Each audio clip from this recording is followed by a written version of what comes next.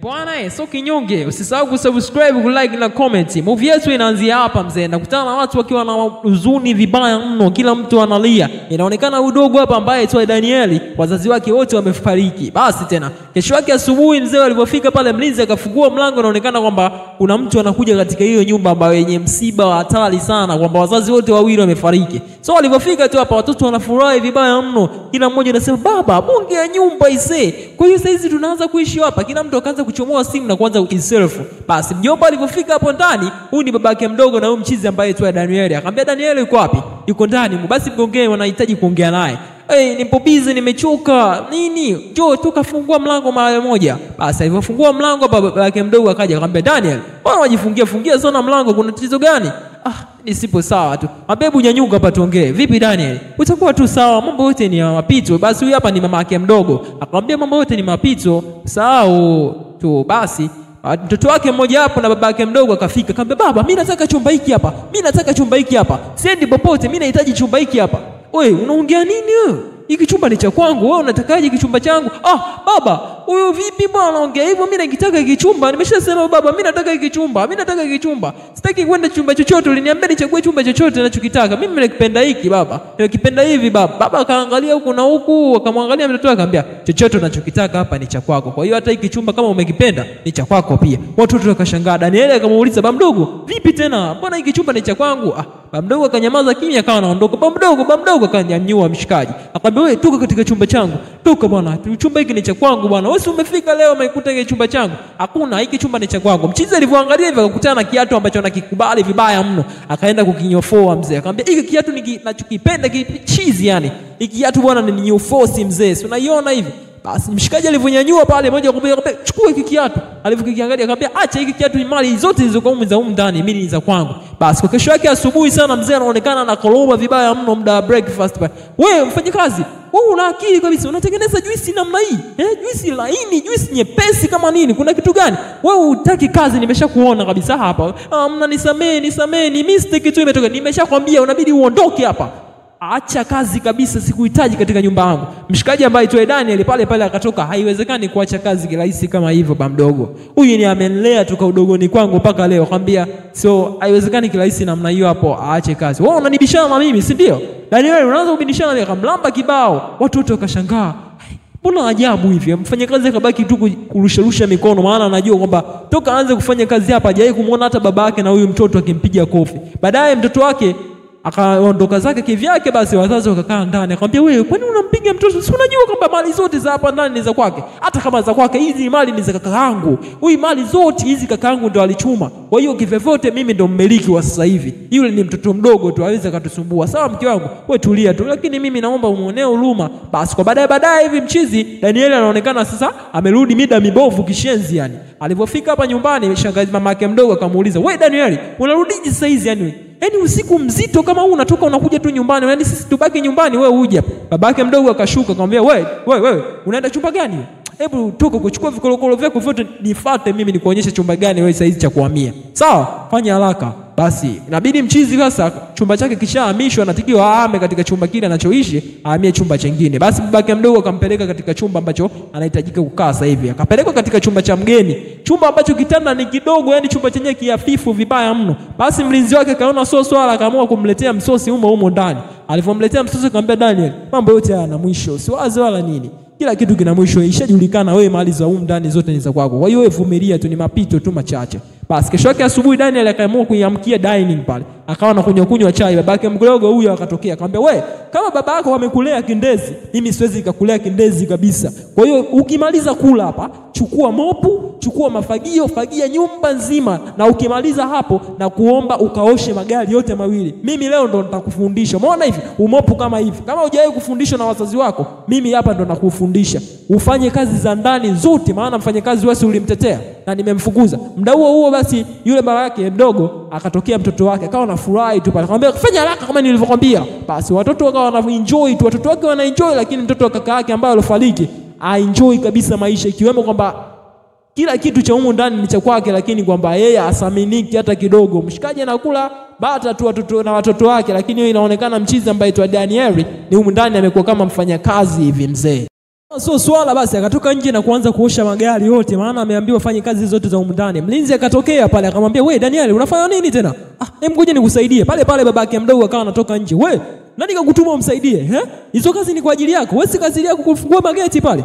Toka fanya haraka." Yaani ole wako ni kuona tena unamsaidia huyu kijana, sawa? Inabidi ajifunze kila kitu hapa, sawa? Wewe Danieli, na wewe fanya haraka hizo kazi uzimalize kwa wakati. Maana toka nikupe kazi mpaka saa hizi bado nahangaika tu na ile gari moja. Nataka niingie ndani na nikitoka nisikukute kabisa unaendelea na kazi hii. Basi Danieli akamaliza pale kazi yake chapchapu, akaingia ndani na mlinzi akaingia akawa anamkandakanda mikono, maana mchizi kafanya kazi nyumba hii yote. Amefanya piga deki na kumaliza kazi zote. Sasa kwa leo hii hapa asubuhi sana, leo hii hapa ni siku ya kwenda shule. Sasa mabinti mmoja yule pale na pamoja na kaka yake wakawa wanakunywa pale chai asubuhi kabla ya kwenda shule. Si unajua tena, mama yake akafika pale akafurahi, leo hii hapa wanangu mnaenda katika shule mpya kabisa, unapata marafiki wengine wazuri kabisa. Basi wakajiandaa pale chap akamwambia atondokeni chap tunawai shule. Alipotoka moja kwa moja wakaenda kupanda gari. Kwa mchizi Danieli naye akawa anatokea nyuma ya nyumba sasa. Naye anaenda zake shule. Alipotoka tu pale babake mdogo akamuita, "Wewe Danieli, unaenda wapi? Kazi ndani umeshamaliza. Fanya haraka rudi ndani. Maliza kazi zote nizeni uende shule." Sawa? Tuondoke toka. Waache watoto wangu wajirelax waondoke waende shule. Nakwambia maliza kazi na wewe mke wangu. Nenda shule na hao watoto. Huyu muache hapa atakuja mwenyewe kwa mguu. Ingia ndani haraka. Fanya mpango umalizie kazi za huko ndani zote mpaka ziishe. Basi mama akawa hana namna ya kufanya, moja kwa moja akachukua watoto wake hao akaendelea mitaa zao ya shule. Basi mchizi haina namna kwa upande wa huku sasa. Bibie huyu hapa anaitwa Pinki bwana. Ni bibie ambaye kila siku na vurugu mechi tu na mama yake. Mama yake huwa aliko busy sana na kazi, hapati kabisa muda wa kuishi naye. Basi bibie alivoletwa shule na yeye moja kwa moja akawa anashangaa hapa, akagongana na mchizi ambaye aitwa Danieli. So akamwambia sorry.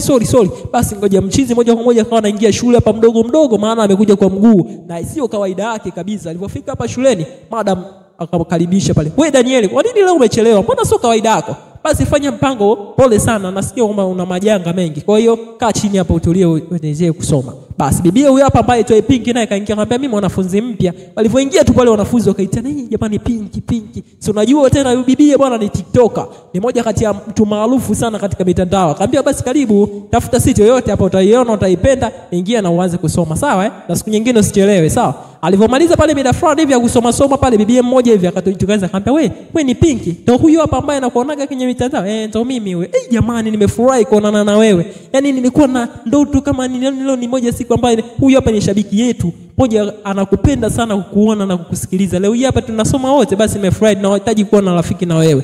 Basi bibia yule pale ambaye anakaa kwa nyumbani kwa kina Danieli akamwomba urafiki, lakini akamwambia, "Hapana, washaniwahi hapa. Kwa hiyo sorry na atoka nao hapa." Basi bibia akabaki yani na huzuni vibaya mno maana amekataliwa. Basi wao wakatoka watatu wao kama mwenzake anamcheka pale. Basi aliporudi nyumbani bibia ambaye aitwa Pinki anaongea na simu mama yake huyu hapo akaja. Maana toka asubuhi wamegombana.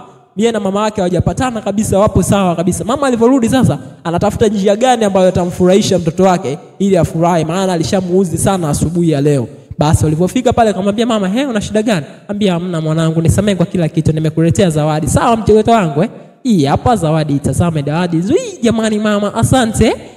Ngoja nikague. Jamani vitu vizuri nilivyokuwa navipenda mama, asante sana nakupenda. Basi mama yake akamwambia pale moja kwa moja fresh. Basi kwa upande wa shule kesho yake asubuhi hivi, mchizi hapa ambaye aitwa Danieli ameshamaliza misheni zake na anahitaji kwenda zake nyumbani. Yule dogo ambaye anakaa naye pale nyumbani kwao akamuita, "We Danieli, simama hapo.